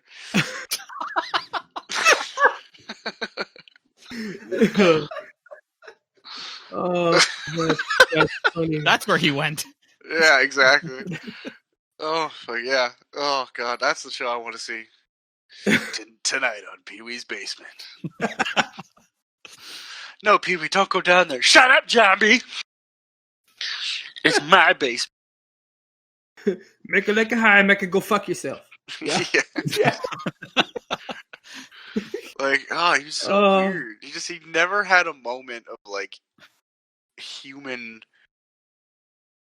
and like I don't know, like what do you call like it, just normalcy? Like he didn't talk. Like he would always just. It's like he fell on his head, and like that was the character. It's almost like we're in some sort of acid-filled dream sequence. Yeah, it's just like but everybody else would talk normally, and they would just talk to him and disregard the fact that he was talking to them as if he was raised by ducks or something. Like really half retarded ducks that like swing. Well, yeah, sideways. I remember watching an episode, and he's just like making toast. He's just like waiting for the toast to come up, but he's standing there fidgeting, just going. It's like, what the fuck is wrong with you, man? Well, to set the stage, the first episode, if I remember correctly, I think it might have been the first episode of Pee Wee's Playhouse. There is legitimately a 5-minute segment of just watching and hearing the dog eat out of the bowl. Oh I can get behind that. All you hear, just that's it for 5 minutes. You watch this dog eat out of a bowl. So at that toast point though, for a movie that I had to help with shooting, one of the scenes actually required like toast popping, and none of us had the idea to prepare toast ahead of time and to fake it. Instead, we set up a camera on this toaster. Oh my God. And we all had to stay silent. And wait for the toast to pop? You know you can change the time, right? You got on the max setting. It's like it's been 15 minutes. What's happening with this toast? Talk about practical effects, man. I admire your commitment to the scene, but I would laugh so hard if you guys fucked it up and had to do it again. Damn it! Take two of the toast. How many times did you have to do it, Will? No, you didn't. Oh my god! Someone was outside with a dog, and they came in through the back door, and they walked in front of the camera as it popped. No, I would be so fucking mad. Oh it's the man! Funniest shit. How many times did you have to do it? Just twice. Oh, okay. That's Just twice. So it was. Oh my god! It was fucking amazing. None of us had the idea to just like unplug the toaster from it, like off camera. Mm-hmm. Obviously, because why would we do that? Oh yeah, if you unplug it, it'll just pop up, right? Yeah. No, instead we had to get two new pieces of bread.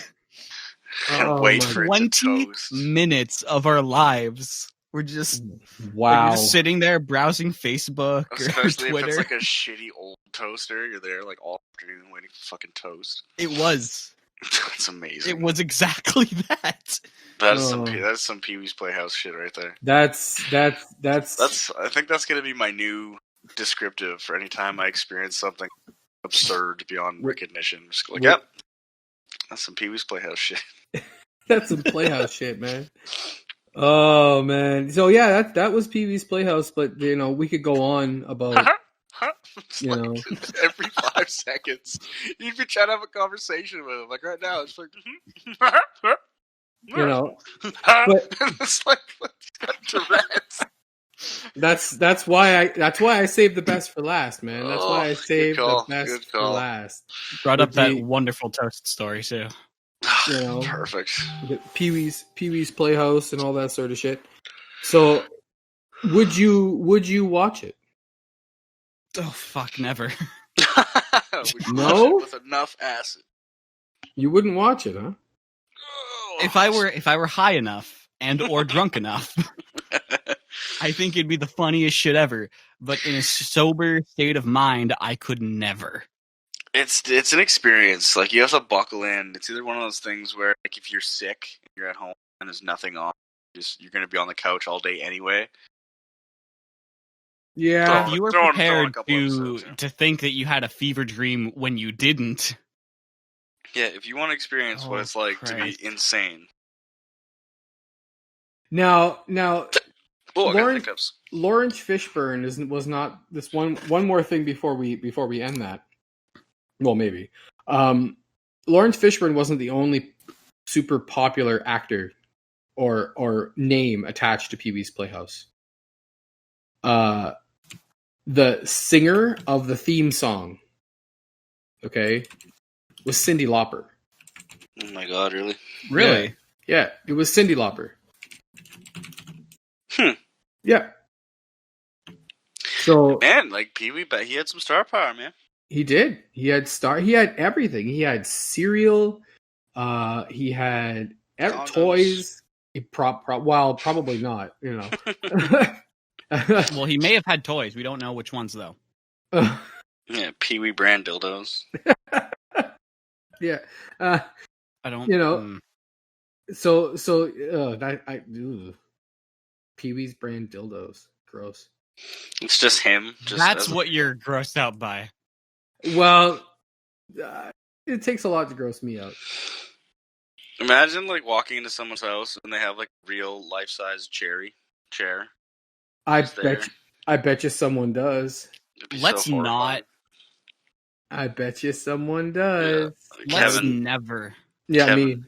me. Yeah. You have a cherry chair. I do have a chair. I do actually have a cherry chair. I do, but it's kind of like Cherry's, really weird cousin that likes to get dressed in leather and shit. I don't think we can be friends anymore. So, this is the last episode of the podcast. We hope you guys enjoyed the 3 episodes it ran for. Oh my god. Jesus. Why is there so many BDSM alternate versions of things? Why is this episode had so much talk of that? I don't know. I don't know. I don't really care. I actually finding it quite enjoyable. Today's episode is sponsored by sadomasochism. Pornhub. Yeah. Yeah. The whole concept of sadomasochism came to us one day and said, I will give you guys a fuck ton of money. Official sponsor. Oh, man. That would be great. Getting sponsored by porn? I'd take it. I'd take it, man. I don't know if there's a world that exists where that would happen, but that would be hilarious. All right, give me the Twitter account. I will tweet at them until they sponsor us. Yeah, it's just like every time the podcast starts, it's just like, porn. Are you seriously jacking off alone? It's like, welcome, guys. Welcome to the podcast. You got your dicks out? All right, here we go. We're going to talk about our favorite toys from the 80s. Hey, I found out something about Pee-wee's Playhouse that I didn't know. Oh? There's a body in the basement? Probably. Future heavy metal musician and filmmaker Rob Zombie. Oh, I think I heard this before. Rob Zombie was a production assistant on the show. That's right, yeah. I remember he was attached to it somehow. Yeah. Yep. Rob Zombie was a production assistant on Pee-wee's Playhouse. Yeah. Rob Zombie's great. Do you know he once got turned away from the Grammys or Emmys or Oscars? Oscars, right? Really? Yeah, that's the film. Well, yeah, because he dresses like a methed out hobo. Yeah, I mean... So, like, it was literally like the Oscars, and everyone suits and dressed to the nines, and then Rob Zombie shows up looking like he just rolled out of Kid Rock's ditch. And they're just like, I'm sorry, sir, but you can't come in here. You're disgusting. And he's like, well, I'm Rob Zombie. And they're like, no, you're not. Go away. And so they actually, like, turned him away. I remember reading about this. I don't know if it was 100% true. Again, verified. Need to get some verification on this, but I believe it. Citation needed, but I 100% believe it because I feel like Rob Zombie would like he dresses just to be comfortable and to not give a shit. So he would like tweet about it one day with like a photo of him wearing that outfit. Yeah, and like, people who turned him away would be like, "Oh shit, they didn't let me in for my film." Well, yeah, because I think it was like they had like it was House Without Corpses or what shit he put out that year. Wow. Well, there you go. There you go. There's some interesting trips down. We're gonna end this now. And on that bombshell. Yeah, on that bombshell. It has almost been 2 hours. It has almost been 2 hours. I really don't want to go over any more than 2 hours. People start fading off at that time. That's right. So we're pretty awesome. I think they'll hang on till the end. Yeah, hopefully. There's been a lot of BDSM talk. So a lot of BDSM talk, a lot of porno talk. I think we're gonna get a whole new audience. Yeah, maybe. Well, you know what? Speaking of that, looking at some of our stuff on Anchor, okay, because that's where we put the podcast, and then it gets spread out to everyone else. Oh, do we have like a logistics thing? I do. I have an analytics, the whole 9 yards. Oh my god, I want to analyze the hell out of that. Will, such a nerd. Start sending our stuff to all your furry friends. Let's get the furry market on lock first. I think that's the big one we need to get, and then we'll move up from there. If we get the 88. Oh my god, 88% of our listeners are from Canada. Oh my god. Well, I mean, where are the rest from? Romania. Wait, what? What's up, Romania? Romania. Huge shout out to Romania right now. Yeah, Romania. 88% of our listeners are from Canada, and 11% is from Romania. If anyone from Romania is listening, thank you so much. You guys are the best. That's awesome. I love your flag, and your women. Send us some Romanian women, please. Send us some. No. Send us Romanian women. Oh, what is Romanian stuff? I find so much porn here. Oh my god! Don't. You're gonna regret that. Romania. Okay, so while you're doing that, when I said 100%, most of are in Canada. 100% of our listeners are on Earth, believe it or not. Yeah, believe it or not, 100% Earth. I like that. Which is disappointing to me because I was looking for the Uranus market. Yeah, I was really hoping to get in Uranus. Yeah, I really was hoping to get in Uranus. I was looking to enter into the Uranus market. Yeah. 50% of people in Canada listen here in town. 50% are here. Wow. So we've got a 25% is, I can't believe this, Bob Cajun. Bob Cajun. Bob Cajun. What the hell Bob Cajun? Bob Cajun, Ontario. What the hell is Bob Cajun? That's the name of the city. There's a city in Ontario named Bob Cajun. Bob Cajun, yeah. Is it like Southern Ontario? Southern Ontario. Like Cajun? Like, New Orleans? BOB Uh-huh. CAYGEON. That is so weird. Bob Cajun. That's 25% lives in Bob Cajun. Welcome to Bob Cajun. Shout out to you guys. And the other 25% is in Toronto. Big old shout out to everyone down in Bob Cajun. Yeah. I'm looking at like traditional like Romanian clothing and stuff. It's actually quite beautiful. They got some really cool stuff going on. So, shout out culture to is amazing. Shout out to our fans in Romania. Really, really beautiful culture. I like their the pottery work and stuff too. It's actually awesome. Holy cow! Yeah, really cool. All right, awesome. Romania. Yeah, go Romania. I'll learn some Romanian for the next episode. Once we get popular and start touring, we'll go there first. Yeah, if you want to send us an email, okay, from Romania. Ooh. If you want to send us an email, we have an email. It is T. Oh my God! It's the initials of the show. I can't really remember them off the top of my head right now. I wonder if I get this to work if I do. Oh no, I got this actually. TNHNJ at yahoo.com. Mm-hmm. Yahoo! I had to go. I had to go old. I know. Old school, man. I could not believe you went with a Yahoo account. Absolutely. If we were going to go with a Yahoo account, Yahoo and Hotmail were the emails from back then, man. But you realize in like a year maybe, it just shut down. Oh, could you imagine? That's okay.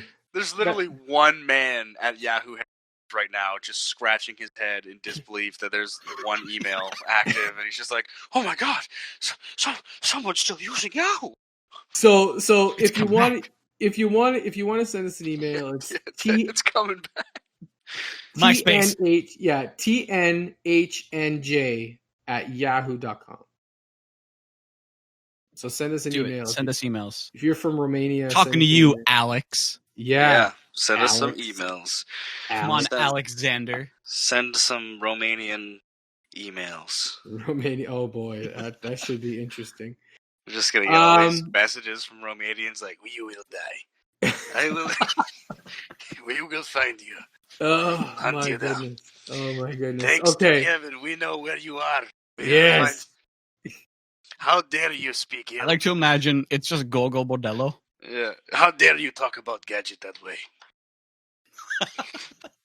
All right, let's end this off here. This is going way too far. Oh, man. Okay, well, thanks for listening to There's Nobody Here Named Josh podcast. I'm Kevin. I'm Will. And that's Will. I'm Aaron. And that's Aaron. There's Nobody Here Named Josh podcast was produced by Adam Upper, a.k.a. Stump Chunkman. And thanks. Thanks, Stump Chunkman. Yeah. The logo Thanks for giving us 5 stars. The logo was created by Aaron Alessandrini, the guy who we're talking to today. You can follow. Have to keep telling me. Yeah, I do. I say that at the end every time. You can follow where I'm going to. You can follow what we're doing on our social media at There's No Josh on Instagram and Twitter, and There's Nobody Here Named Josh podcast on Facebook and even on YouTube. You can find this podcast wherever you find your podcasts. So you can find them anywhere. Spotify, which, by the way, going back to the analytics. Here we go. Spotify is our biggest place where people listen. Nice. 49%. What's our constituency? Is there like a nationality breakdown, or like we're really popular in like Amazonian tribes? Or I don't know. All I have for geographic location, I have just the city and Ontario and that kind of stuff. That's all I got. I'm actually super jacked about that Romanian thing, man. Yeah. That's hilarious. If we get super popular in Romania, and then come, bring yourself to Romania, do podcast from here. I'm like, all right, boys, we're taking a road trip. Take a road trip. All right, I'm gonna say it again. You can follow us on our Instagram. There's no Josh on Twitter, and there's nobody here named Josh on podcast on Facebook, even on YouTube. You can find this podcast wherever it is you need to find it, and you can find it on any of the other popular podcast locations. So again, I'm Kevin. That's Will. I'm Aaron. This is Aaron, and yeah, go Aaron! Go Aaron! Woo! All right, Aaron. Thanks for having me, guys. All right. We will talk to you later. See you later. Bye, Jambi.